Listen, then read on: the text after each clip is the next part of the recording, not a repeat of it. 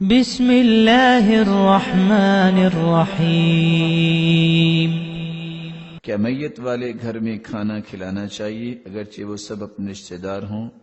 اسی طرح بہت سے لوگ دور دراز سے سفر کے آتے ہیں، افسوس کے لیے ان کے لیے کھانے کا انتظام کرنا مناسب ہے؟ یہ دو باتیں ہیں، بلکہ تین باتیں، ان کو آپ الگ الگ فیزز میں سمجھیں۔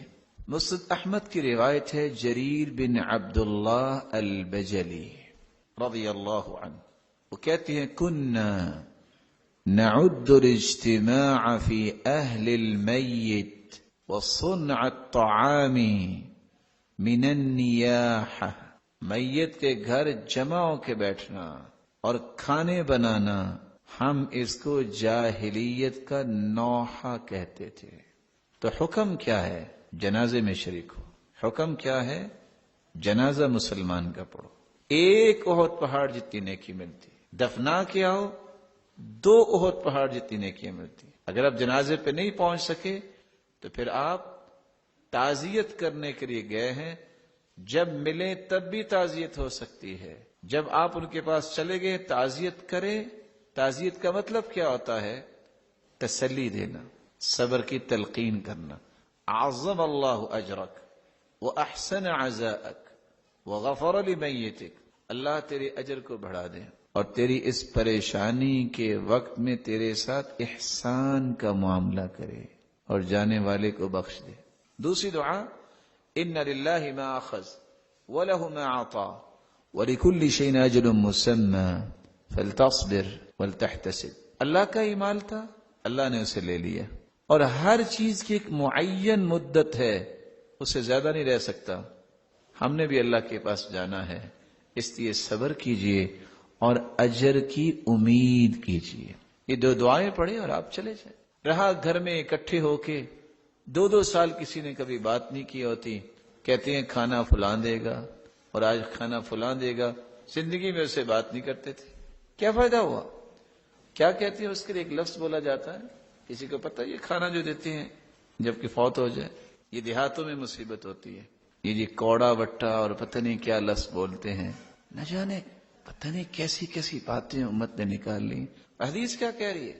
جاہلیت کا طریقہ ہے یہ۔ اس لیے آج بھی آپ ارض حجاز میں جائیں، بڑے سے بڑا فوت ہو جائے، سارا دن آپ کو نظر نہیں آئیں گے جس طرح وہ باقاعدہ بنا کے بیٹھے ہوتے ہیں، کبھی نظر نہیں آئیں گے۔ وقت رکھا ہوتا انہیں، شام کے بعد آپ تشریف لائیے گا، شام سے عشاء تک بیٹھتے ہیں، لوگ آتے ہیں، سلام لیا، صبر کی تلقین کی اور ساتھ ہی باہر چلے جاتے ہیں۔ سوائے اپنے رشتہ داروں کے، وہ تو تسلی سلوان کے لیے ہر وقت ہی اوپر ہوتے ہیں، لیکن یہ رویہ جو بنا لینا ہے کہ 3 دن ہم نے وہ کناتے لگا کے بیٹھنا ہے، اس کو شریعت کی روشنی میں سمجھیں۔ دوسری بات، کھانا پکانا۔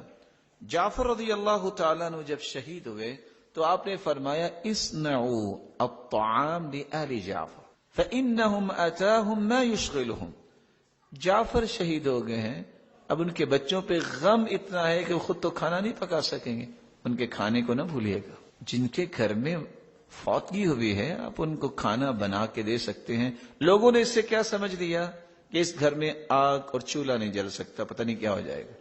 ایسی کوئی بات نہیں ہے، غم اتنا ہے کہ وہ آج کھانا نہیں پکا پائیں گے، آپ ان کے ساتھ کھڑے ہوں۔ اور لوگوں نے اس کا دوسرا معنی کیا سمجھا کہ فیملی کو باقاعدہ وہ دعوت نامے پیش ہو رہے ہیں، اور بعض دفعہ وہ اس بات کا تقاضا کر رہے ہیں کہ تمہاری فوتگی کے ہم نے چکن کڑھائی کی تھی، آج آپ کو فش بھی دینی پڑے گی۔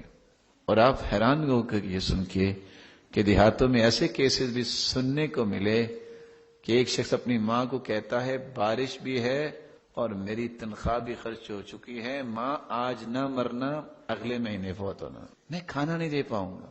یہ کیسے آپ کلمات سن رہے ہیں جو میں آپ کو پیش کر رہا ہوں؟ یہ انسانی رویوں کو کچل دینے والے ہیں۔ تو سب سے پہلی بات، گھر والوں کے لیے کھانے کا اہتمام کیا جا سکتا۔ تعزیت کے لیے جائیں، جمع ہو کے مت لوگ بیٹھیں۔